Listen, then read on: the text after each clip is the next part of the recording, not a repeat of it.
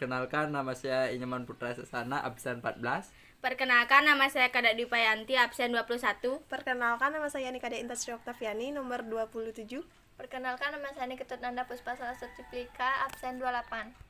Latar belakang Perhimpunan Indonesia. Sejak tahun 1901, pemerintah Hindia Belanda menjalankan politik etis yang pada dasarnya pemerintah ingin memperbaiki kesejahteraan rakyat. Salah satu dari pelaksanaan politik itu ialah diberikannya kesempatan pada anak-anak Indonesia untuk mengikuti sekolah. Di antara mereka itu ada yang melanjutkan ke jenjang yang lebih tinggi di Belanda. Karena para pemuda-pemuda Indonesia ini tinggal di negeri orang, sehingga mereka sering mengadakan perkumpulan untuk sekedar berjumpa dan bersilaturahmi saja.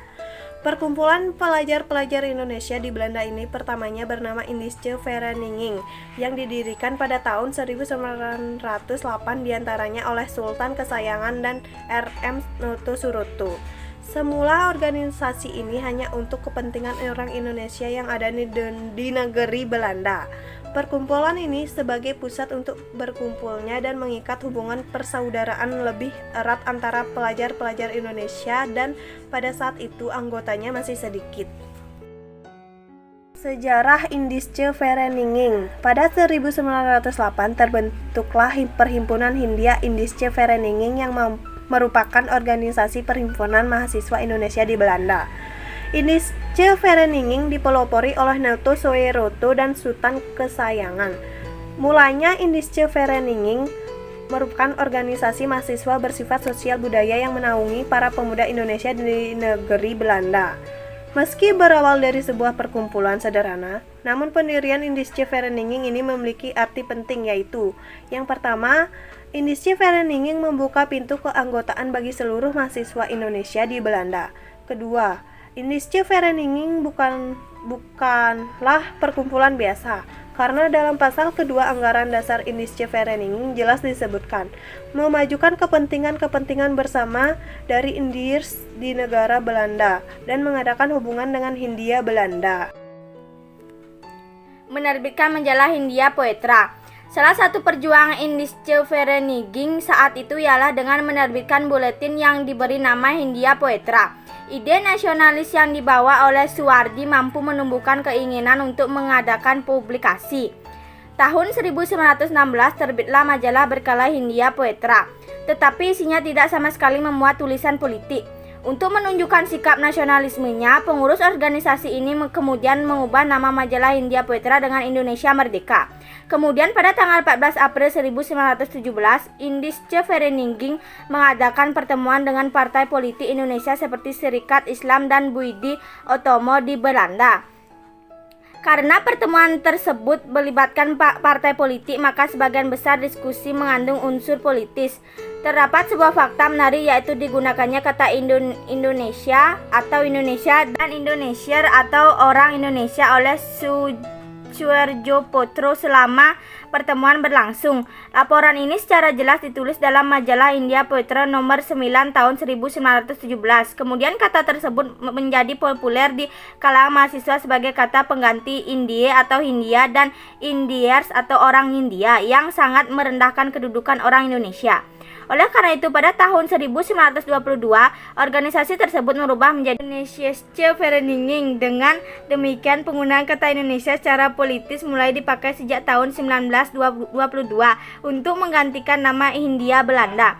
Sejak berubah menjadi Indische Vereniging tahun 1922, organisasi Indische Vereniging semakin berhaluan politik. Untuk pertama kali, kata Indonesia dimaknai secara politis. Berganti nama dengan memakai istilah Indonesia. Selama pendiriannya saat itu, Indische Vereniging mengalami 2 kali pergantian nama organisasi.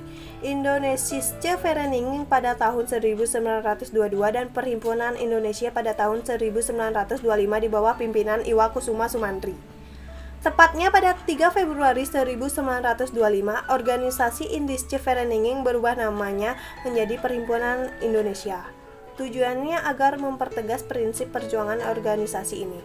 Sejak terpilihnya Iwa Kusuma Sumantri sebagai ketua yang baru pada 1923, sifat perjuangan politik organisasi semakin kuat. Pemberontak Perhimpunan Indonesia yang paling fenomenal pada 1925 yang dikenal dengan Manifesto Politik.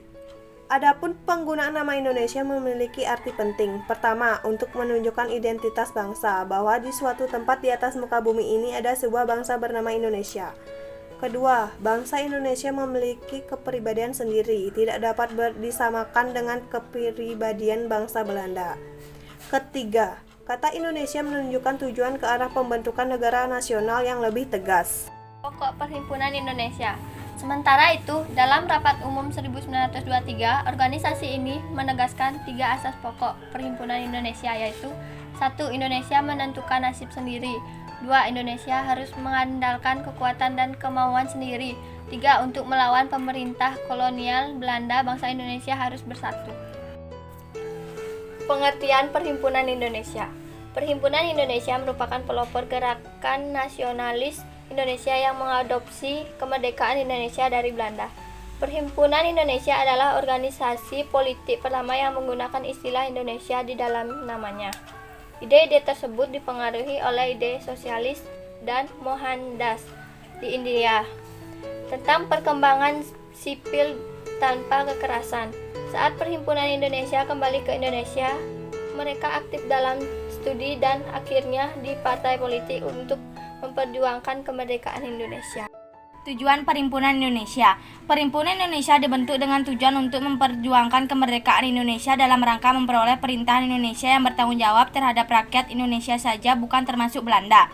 Berdasarkan tujuan mulia itu, Iwa Kusuma Sumantri menyampaikan bahwa terdapat 3 hal pokok yang merangkum tujuan PI, diantaranya Indonesia ingin menentukan nasib sendiri, bangsa Indonesia harus bersatu melawan Belanda, bangsa Indonesia harus mengandalkan kekuatan dan kemampuan sendiri. Pemberontakan yang paling fenomenal yaitu ketika pada tahun 1925 PI melakukan sebuah aksi yang dikenal sebagai Manifesto Politik, di mana saat itu kegiatan tersebut sampai membuat Belanda merasa terancam dengan kehadiran organisasi ini. Tidak ada yang menyangka bahwa organisasi ini akan merubah menjadi organisasi pergerakan nasional. Peran tokoh-tokoh Perhimpunan Indonesia. Yang pertama, Profesor Cornelis van Vollenhoven yang memberikan gagasan nama Indonesis Indonesia sebagai ganti nama Indis India, dan juga mengganti kata Inlander pribumi menjadi Indonesier orang Indonesia. Yang kedua, Dr. Suetomo merupakan ketua pada tahun 1922. Pada tahun ini Buletin Indische Vereniging yang bernama Hindia Poetra memulai menyebarkan ide-ide anti-kolonial. Yang ketiga, Muhammad Hatta berperan sebagai penanggung jawab majalah Dwi bulanan dari Indische Vereniging Hindia Poetra yang memiliki 16 halaman dengan biaya langganan seharga 2,5 gulden setahun.